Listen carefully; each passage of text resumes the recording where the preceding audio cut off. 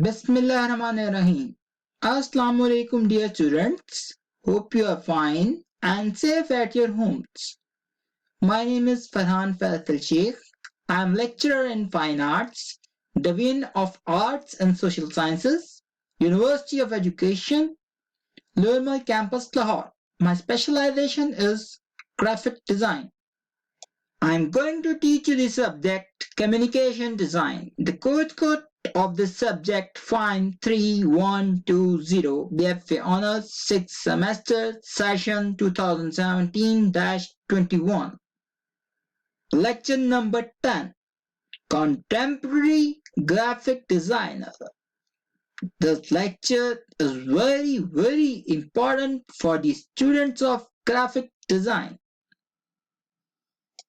Lester Bale, be a problem solver. Lester Bale left his mark on the design community both through his own inspirational avant-garde designs as well his revolutionary attitude toward design. Bale brought out the idea to American business that graphic designers should be seen and treated as creative problem solvers who should be more heavily involved in the marketing side of business. Bill's attitude toward design as well as his own powerful designs are what kept his work timeless and a standard by which current designers can measure their own work by. The most interesting examples designed by Lester Bale. Every design is creative and pleasing and eye-catching and helpful for the students. Claude Garamond invented the wheel. Born circa 1505, Claude Garamond shaped design right from its inception by becoming the first person to ever specialize in type design as a profession. During his career, Garamond produced a series of iconic typefaces, many of which are still in use, such as Garamond, Grandin, and Sebon, to name a few. Garamond's work not only covered a path for type design, but it set the wheels in motion for that would become the evolution of the graphic design industry. Jan Tisselt strive for new techniques. Tisselt's career is productive and left a great stamp on design. Tisselt authored the widely created book Dainion Typography, in which he established new typographical standards, pushed for the standardizations of paper sizes, and formed guidelines of typographical heresy, many of which are still referred to this day. Tisselt was also the designer behind the iconic orange penguin book covers, designed during his work with the company, where he oversaw over 500 books go to print. Tisselt constant striving for new technologies and practices are what keep his name in the spotlight as a heavily influential graphic design icon. William Golden, lead and pioneer, described by AIGA, a member of a distinguished group of pioneers in the post-World War II era who gave shape to the emerging field of graphic design. William Golden is an accomplished designer who changed the industry both stylist through his bold, punchy work at CBS. He also pushed for the recognition that an artist and a designer were to be thought of as two different things, thus helping shape the graphic design industry in the more and more defined way. Jacqueline Casey pairs strong meaning with your designs.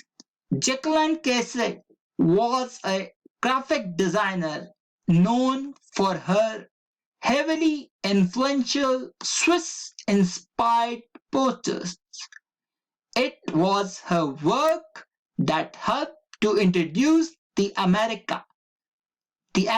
community, of which she was a part of, to the emerging European Swiss typography and design, which would later go on to shape much of contemporary design.